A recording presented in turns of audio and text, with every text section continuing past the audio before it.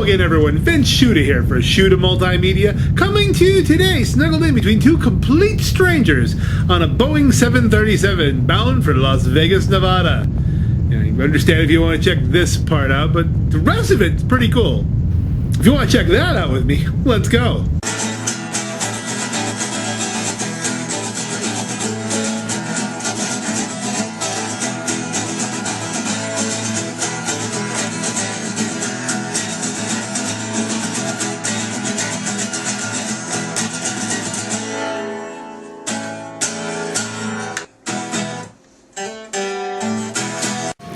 Well, you know you're in Las Vegas when there's slot machines at the airport.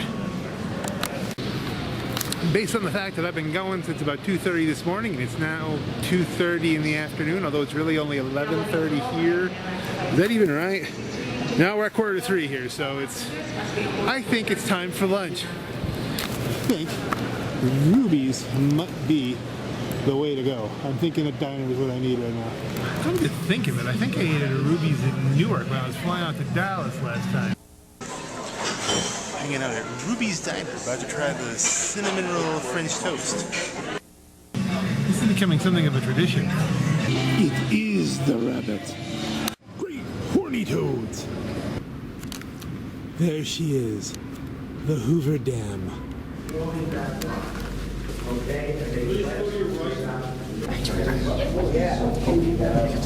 gotta stay with friends and family. They only sit it a couple times. Wow. What an amazing job creation.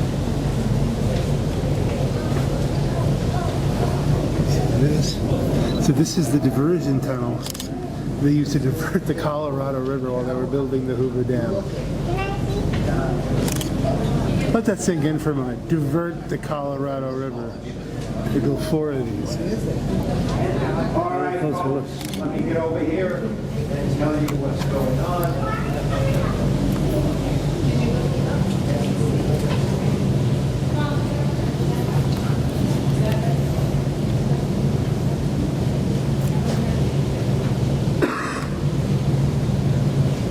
All right, ladies and gentlemen, my name is Joe again. If you weren't on my elevator, this wonderful dam that you came to see would not have been built unless they diverted the water first. So what did they do? They built diversion tunnels. Here are 2 here on the Arizona side, 2 more here on the Nevada side. Each one was 4,000 feet long, coated with concrete, 50 feet in diameter. Doesn't look like much.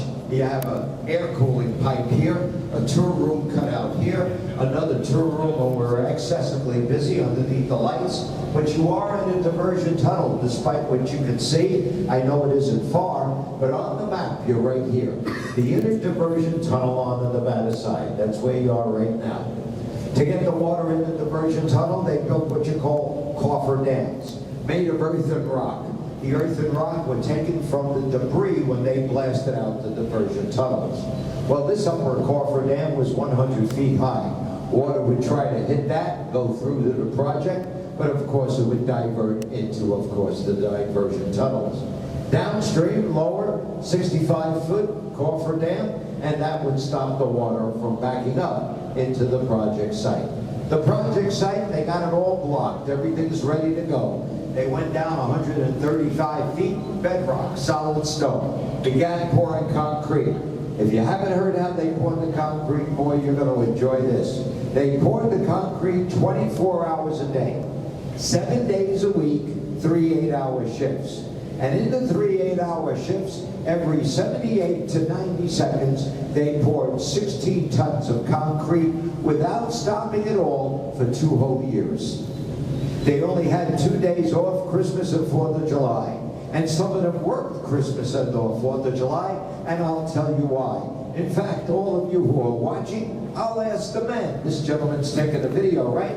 And it's been happening to me all the time. If that's okay. It's okay, because I sing in Las Vegas with my group, so bottom line, you do anything you want. Excellent. And let me explain to the men who might be watching, and the men out here as well. Ladies and gentlemen, under these conditions, you men, would you be able to work your Christmas and or 4th of July?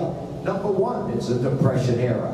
Number two, you're making on an average 62.5 cents an hour, times 8, $5 a day. You're not taking that home, you're taking home $3.60. No taxes at that time, but food, lodging, and transportation. And in addition to that, you're married, feeding a family of 2, or possibly married, feeding a family of 3 and 4. Under those conditions, would you want to take those overtime days, and those are the only 2 days you have off? Oh, They yeah. did, yes. And that's why it was 2 years ahead of schedule, and it came in, believe it or not, under budget. Wow. Everything's done. They want to bring the water down, fill up Lake Mead, but a couple of loose ends first. Number one, block the diversion tunnels with large steel gates, Arizona, Nevada side. As the tunnels are drying up, blast out the lower Hoover Dam. When that was cleaned up, the tunnels were dry. Step 3, bring the water down from the Colorado Rocky melted snow. Form Lake Mead. Took 6 years to form Lake Mead with 9.2 trillion gallons of water, making it the largest man-made lake in the United States by volume. What did they do with the upper Hoover Dam? Ingenuity. They left it there. Why? Water comes in, and when water comes in, silt comes in with that water. In order to stop the silt, they left the upper Hoover Dam. Silt stays at the bottom, water goes over the top, and goes into intake towers, 2 Arizona, 2 Nevada. The intake towers carry the water down 225 feet into the inner diversion tunnels where we are, right there. Where's the water? Coming through that penstock pipe outside your right window, underneath you, and you can see a picture of it outside your left window. Would you believe at any given time, 96,000 gallons of water per second at 48 miles an hour could come through here? Well, what does that mean to you? The equivalent is you're watching an Olympic-sized pool fill up in 7 seconds. That's the equivalent.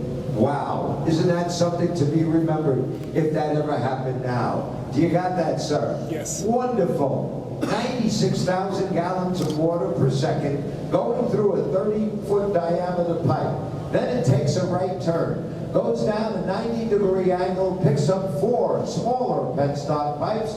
Those are 13 feet in diameter. Think of 96,000 gallons of water, 48 miles an hour, going into a wide pipe, and then closing up into 4 smaller ones, 13 feet in diameter. Do you know the pressure in that pipe? The smaller ones? Unbelievable. We need the pressure because when it reaches the bottom of the generators, it spins what we call a Francis-type turbine, like a water wheel. That sends the electricity up, releases the water out here, and down the Colorado towards Arizona, California, and also Mexico brought in 1944, all the way down to Santa Cruz. This picture here, picture of a spillway used to carry the water out of Lake Mead if Lake Mead would ever get to the top again. We only used it twice, 1941 to test it out, 1983 rolled around, we used it for 62 days straight. The Rockies had so much snow, we had floods down here. That's a picture of June '83, and we also used it July as well. 62 days without stopping. We haven't used it since. Right now, we are 140 feet below the top of the spillway, puts us the lowest we've been since we filled up the lake. Why? Number one, the Rockies aren't producing as much snow. Number two, 6 dams built up north, 6 dams down south. Whatever the Rockies do, the upstream dams take their water first. We get the rest of the water. It isn't enough to go downstream, but we have to make it up. Lake Mead makes it up because we're a mommy. Mommy is always provide. So in '01, we took 12 feet because it wasn't enough going downstream. '02, we took 10 feet. '03, we took 7. And before you know it, the 140 feet was down in 15 years. Remember the 9.2 trillion gallons of water to fill up the lake? You can forget that. We got 3.7 trillion gallons, which equalizes to a 40% capacity. We lost 60% since we filled up that baby. Now, in 2016, we're expecting to get 5 to 8 feet, pretty much above what we should normally send down south. So that 5 to 8 feet could be an advantage to us. We could store that water, and for the first time, and let's call it 16 years, we'll be able to go up a little bit in Lake Mead, other than going down the footage that I told you before. Thank you very much, ladies and gentlemen. We're now, with my help, going first to the generator power plant. Thank you. Cool and breathtaking, just like all you ladies. It was good this morning when I said it. Any questions?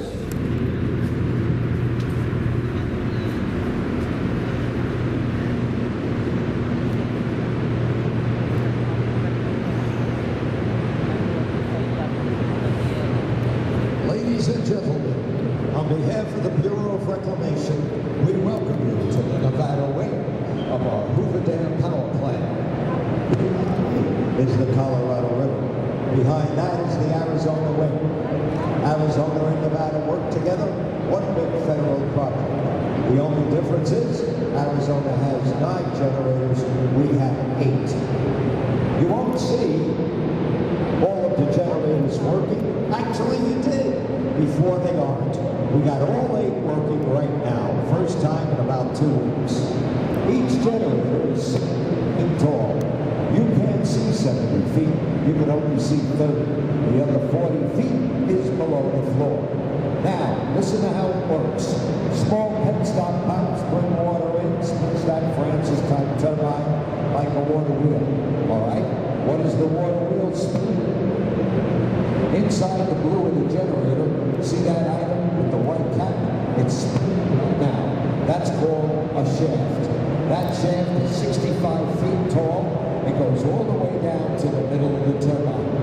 When that shaft spins, it's spinning a rotor.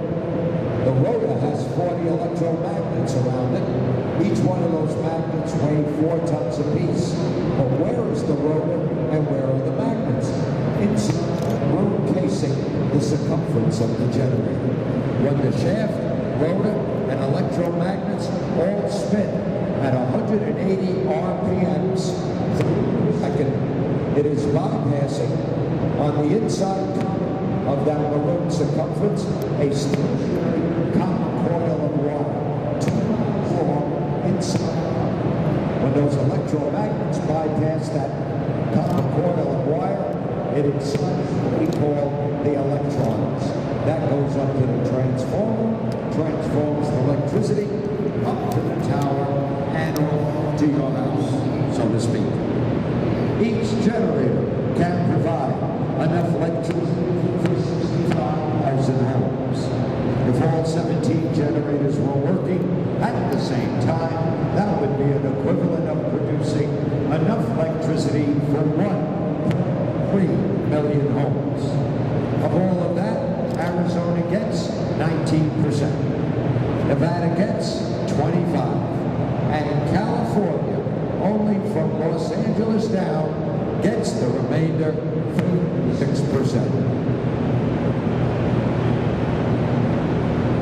See this rust-colored horizontal machine surrounded by the gate right there?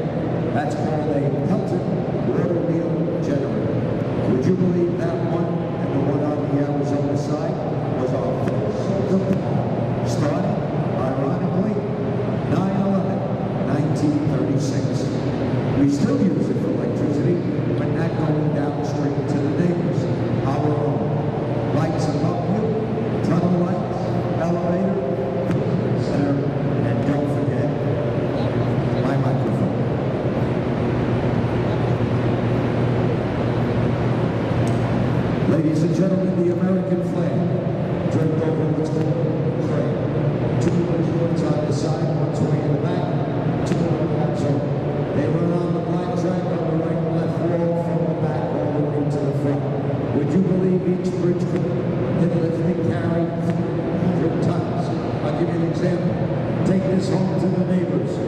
The Statue of Liberty in New York Harbor, believe it or not, weighs 25 tons.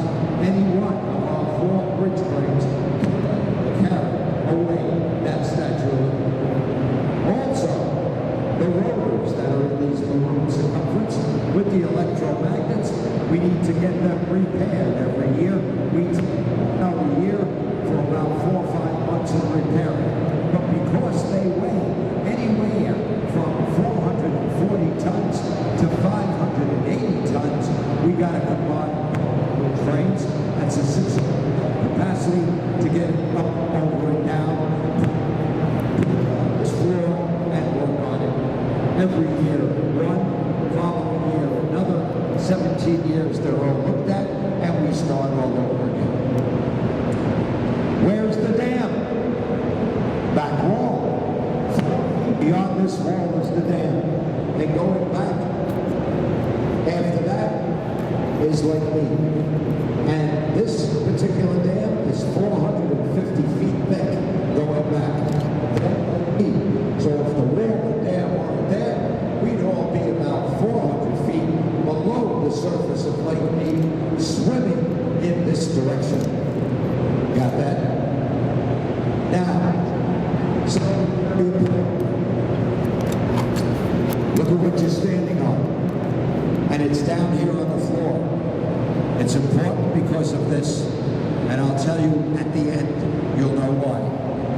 It's called marble. Very expensive. Listen up. 121,000 square feet, 3.5 inches thick, of 8 different color marble rock chips embedded in the ground, sanded and polished with today 10 million plus. They put it in 1937, believe it or not, 121,000 square feet, 3.5 inches thick, $1,000. The emblem on the floor behind you, Native American style of the turbine spin. Over here where I am is a power plug. Water and power is what these generators use. Why am I saying it's important? This is what I want you to remember. Number one, 2 values. Number one, thank you for allowing me to give you a tour. I love it.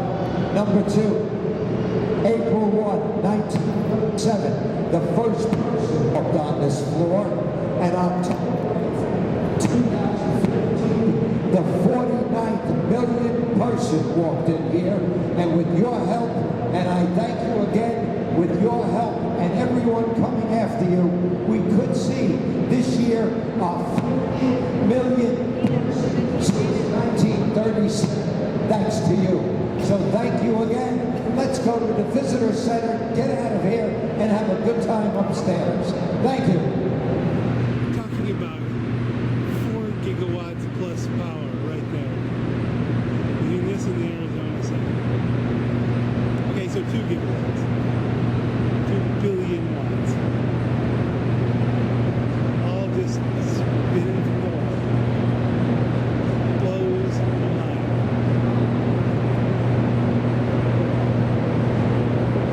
I don't want to leave. Now that's a concrete bucket. Okay, time to geek out. Inside view. I like the size of that. And stator coil.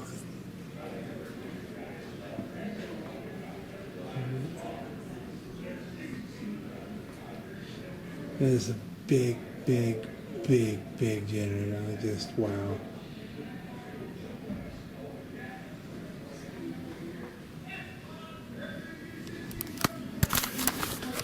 So here I am inside a model of a generator that's bigger than me by quite a bit. I'm a happy person.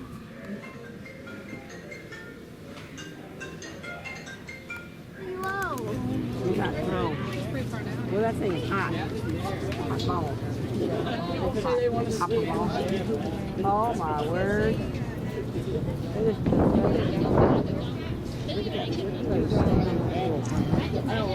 I guess you'll know it when you see it. Oh, no, now I'm matching. being suspended with a cable, really dynamite into that.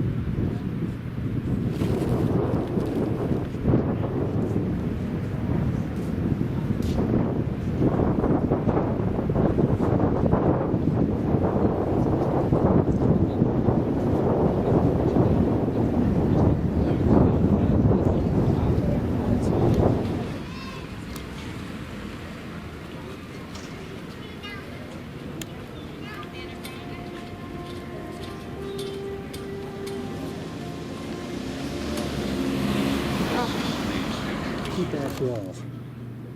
You know, that means someone had to sit with their legs dangling over the edge of this. Wow. I cannot take this shot enough. I cannot take my eyes off of it.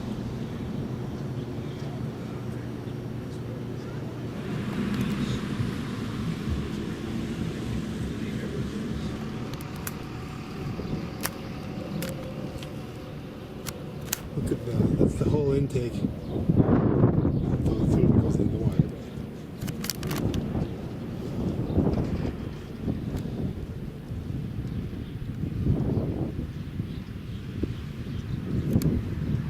Lake Mead.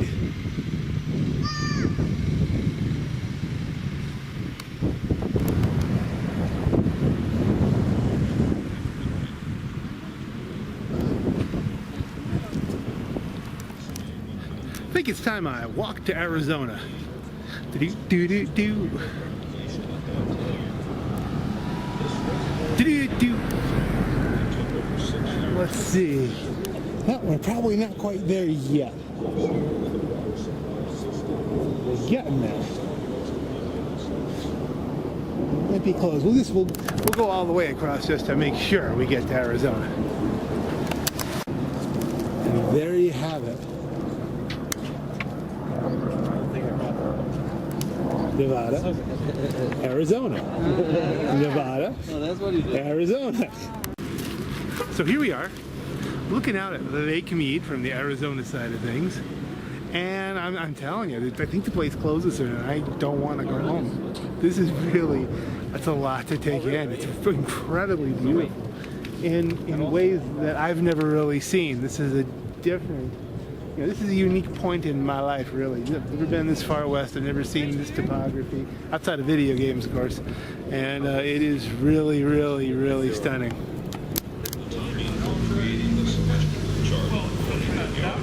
Was that he believed that someday, future civilizations would find their way here. And with no other means of communicating, might look upon this monument and determine the exact date which the engineers and craftsmen of our culture completed it.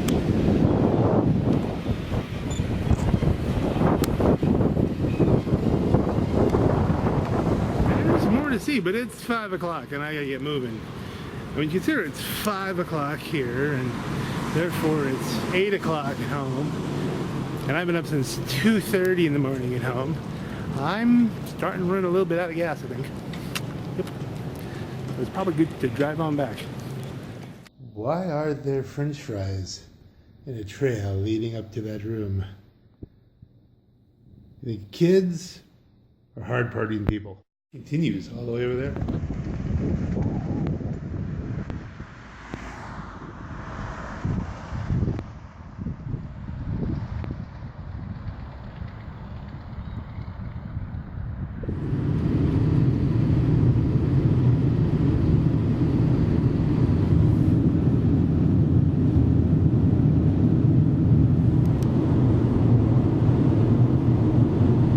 This might be the loneliest road I have ever traveled.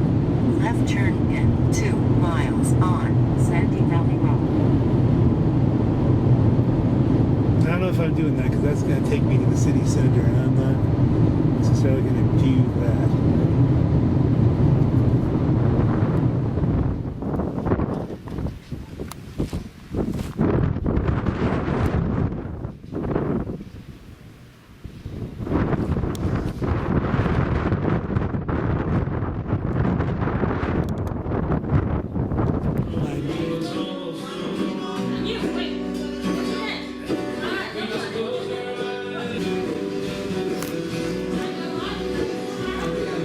The story goes, Clark Gable spent 2 days in this car, waiting for word on his wife. His airplane crashed in the mountains behind. The news when it came wasn't good. They say our ghost still haunts the place. And I pray she gets some peace. I don't know what anybody else is saying about it. I'm drinking Sprite. Granted, it's not a Sunset Sarsaparilla. Out of a mason jar, and it's just really amazing. You know, this is barely like the last of the Old West saloons to be made. The last one to exist. It was built in 1913, and it looks like it did when they built it. Save for all the pictures, of course, but I mean, you know, you look at the walls, and it's like, wow, this is really, really. It's just look at this.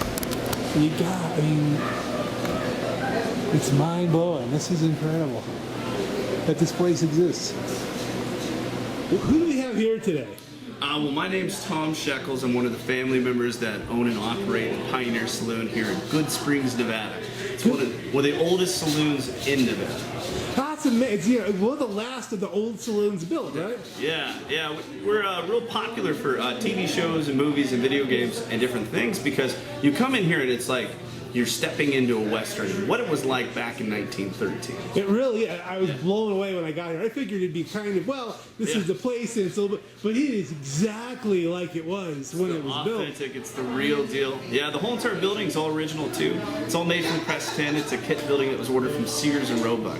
It's a Sears and Roebuck saloon. Yeah. Oh, that's mind-boggling. But what's fascinating is actually when you belly up to the bar itself that you sit at, and the back piece is a set. It's built by Brunswick, just like the pool tables in the bowling alleys. Right. Built in the mid-1800s in Brunswick, Maine. It was used in Rhinelander, Nevada before.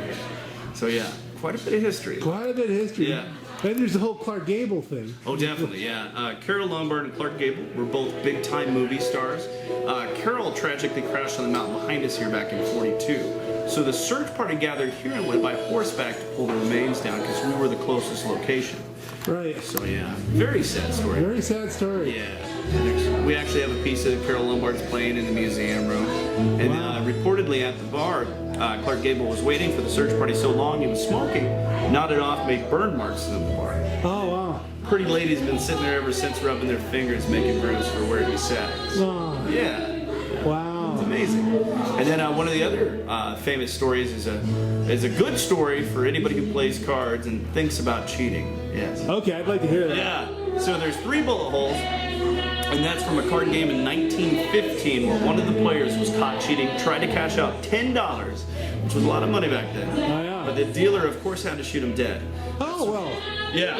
Just a justified homicide, as it was ruled. The 2 rules of the West: don't steal horses or cheat at cards. Kill somebody for that, just justified. Wow. That's just about. Yeah. Yeah. If you stand at the perfect angle, you can actually see daylight through all 3. Wow. Yeah, it's fascinating. So it's a rich history out here, and we constantly add to it. On average, we film about twice a month out here. So No kidding. always something new, yeah. Always something. Always very excited about any and all. Oh, me, I'm a Fallout fan, so I've played through the Fallout. Did you shoot the bartender? No, I never do. I always try to go for the maximum good I got karma. you. So you were idolized by Goodsprings. Idolized, I don't absolutely. know who sides with those powder diggers. I tell you what. There's nothing attractive about the powder No, diggers. God, They're a no. bunch of jerks. You see, she's fine. She's perfectly fine. And I wasn't kidding. See that? Idolized. I always tried to make sure that I had enough explosive knowledge so that way I could buy dynamite from Easy Pete in the front. Always. But I like to blow stuff up. Blowing stuff up is always good. Yeah. Always good, yeah.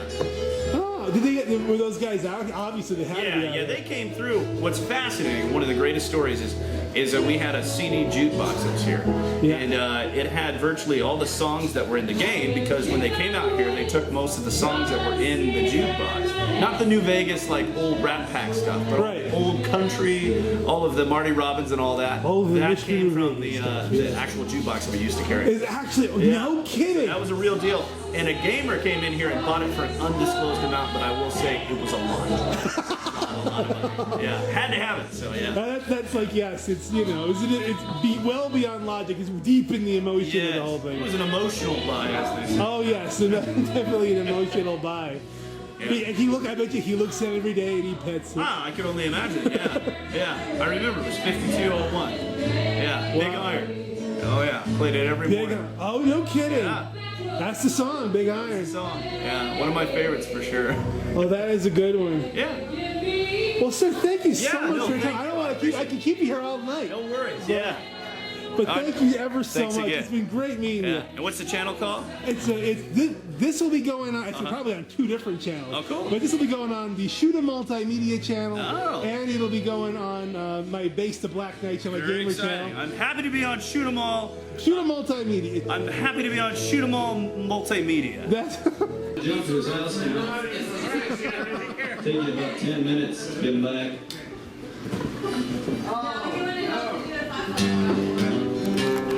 Is it a thread or a cross?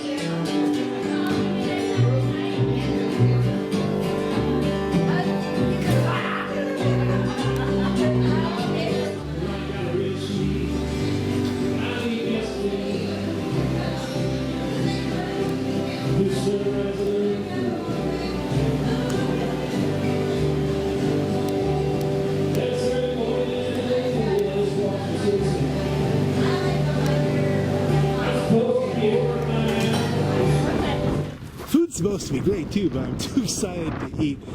Oh man, they're friendly here. Everything is pleasant. The sarsaparilla is incredible. They have sarsaparilla. It's unbelievable.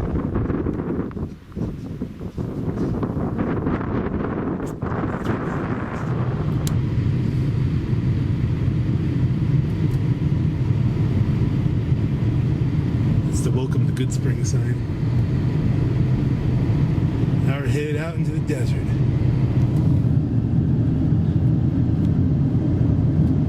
See if we can't find a place called Primm. And here we are. Whiskey Pete's. Here in Primm.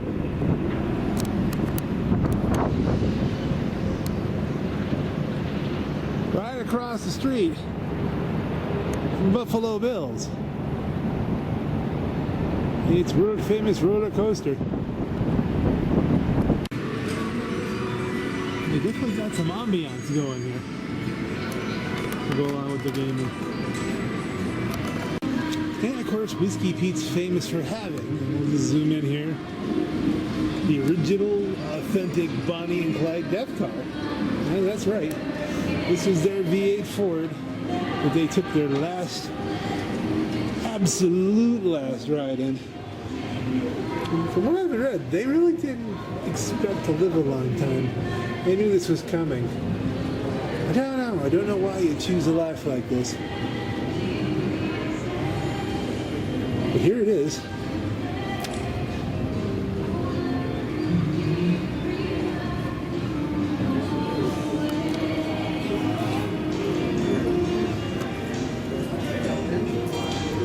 Man.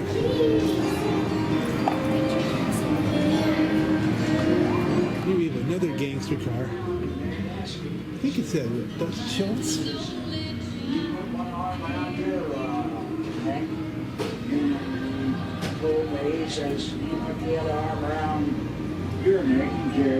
It's a 31 Lincoln. Custom built with bulletproof lead-filled doors and an inch-thick glass. She had on a pair of boot breeches, and on a pair of nice riding boots. It's an Al Capone yellow. Black.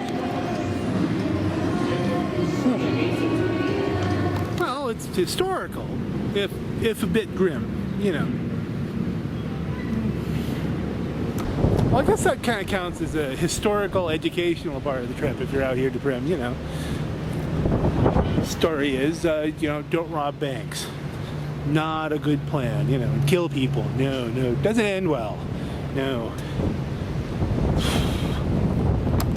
A lot of people see a lot of romance in Bonnie and Clyde. At the time, they were celebrities, you know. Probably like the Kardashians now. There it is, the Buffalo Bill Casino and Hotel with the world famous roller coaster. As the sun's going down over the desert, but here we are. Of course, video gamers will know this as Bison Steve's from Fallout New Vegas, of course. Let's check it out. Okay, so my buddy Ed said, hey, I should give you $1 so you can play it for me while you're out. Well, Ed, this one's for you. Let's see, did it work? Okay, we didn't win. All right, threw in another $1 after it, Ed, and we made out with 70 cents. So next ice cream's on me. And it's got its own monorail station, so it's easy to get to. And you thought you had to put up a lot of Christmas lights. And here we are. The Stratosphere. Known to gamers everywhere as the Lucky 38.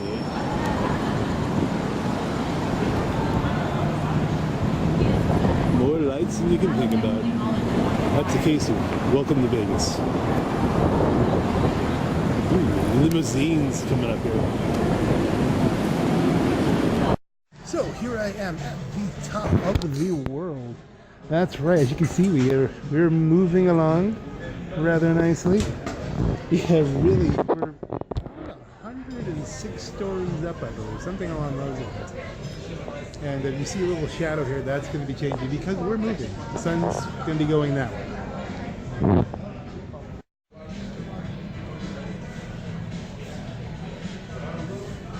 Very nice. They're putting in shades to keep the glare out of your eyes as you consume your sumptuous dinner. But you can still see the stunning view from your wonderful seat here.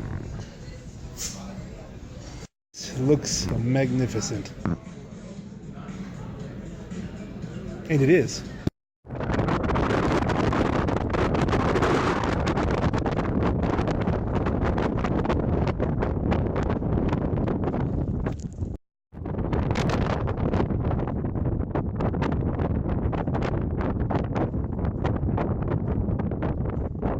That's a ride?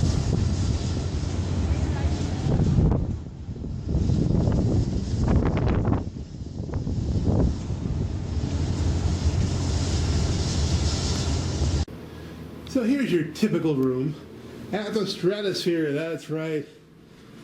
What gamers would call the Lucky 38. It's kind of an interesting layout to it. Very deep tub and got 2 TVs. I'm not sure the purpose of the 2 TVs. I guess if you want to watch from your living room, if you want to watch from your bed, you don't have to move things around. It's comfy, it's cozy. It's all you need to survive. Here's the view, at least my view here from the 20th floor. Mountains off in the distance.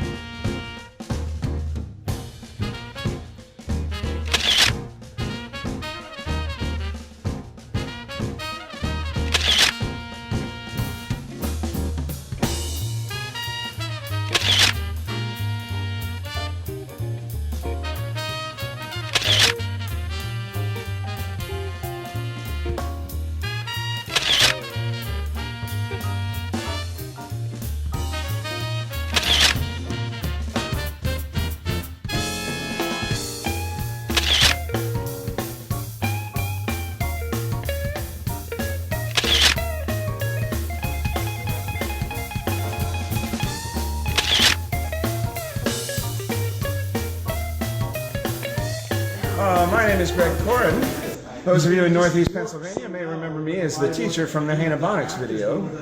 What's the meaning of Heyna? Isn't it right? And what are you saying when you say, isn't it Heyna?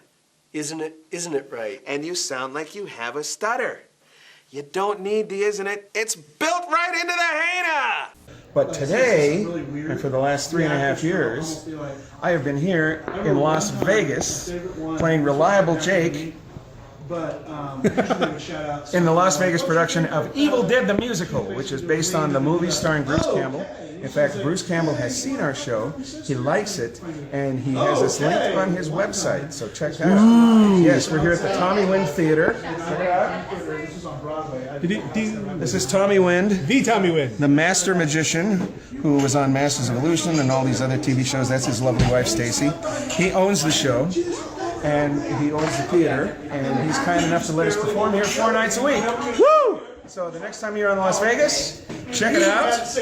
Our website is evildeadvegas.com. There it is, right there on the screen. Greg, it's so good not only to see an old friend, but to see an awesome new show. Well, not new to me. 4 years out here. This is going to be 4 years this coming Thursday? 4 years. In 1 week, it'll be our 4th anniversary. In 1 week, 4th anniversary. That is a long time for any show. Oh, it is. A number of shows open. All of the shows that opened the same weekend we did. There was a Beach Boys musical that opened at the MGM Grand. Wow. There was a Panda musical for the Oriental audiences, or the Asians, that was playing down at the Wynn. Okay. And then there was us. And everyone's like, well, we know what's going to be the first show to close. Those shows, I think the Beach Boys musical lasted 3 months. The Panda show closed after 9 months. 4 years later, we are still here. The Duck Dynasty guys have come. They lasted a month. They had some French show that was supposed to be a big hoo-ha. It lasted 8 weeks. We are still here. 4 years. After 4 years. Thank you to all the fans. Well, the fans say thank you for putting on such a hilarious show. That was funny. And it's so true to the material. It is. Basically, and since I'm a fan and our other director is a fan, we keep finding stuff from the movies and now from the TV show Ash vs. Evil Dead to throw in. Right. With a little wink to the audience. And I hope everyone gets the joke. I think they do. Everyone likes it. Oh, there was a lot of winking and we got all of it, I think. You could tell the audience was just enthralled. Yeah, we got a standing O tonight, so. that has to happen all the time. Yeah, next time you're here, come see us. Vince, thank you very much for coming. Sir, thank you. It was an honor. I'm so happy I finally got to get out here. Greg, thanks so much again. Thank you, Vince. Great seeing you. This has been Shuta Multimedia. Have a great day, baby.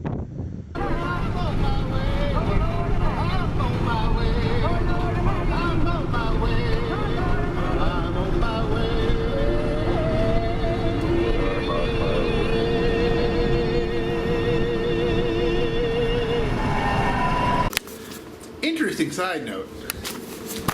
The surface of this floor is a very interesting material. Either that, if it comes in contact with a wet foot, the actual coefficient of friction is negative. That's right, it's actually got a negative coefficient of friction. It is the slipperiest thing you've ever seen in your entire life. The tub is not quite as good at this, but it is good enough too. So here's a funny one for you. I bought these snow globes because, let's see, let's get some action going. It's a video, right? Hey, what's that? Because, of course, if you've played Fallout New Vegas, you know there's significance to snow globes at the Lucky 38, which is where I'm staying, the Stratosphere. Yeah. Then I realized something. I have to fly home. How does the airline feel? How does TSA feel about liquids and gels? They're not real fond of them, are they? No, they're not. So we're going to see if we can take those back. Yeah.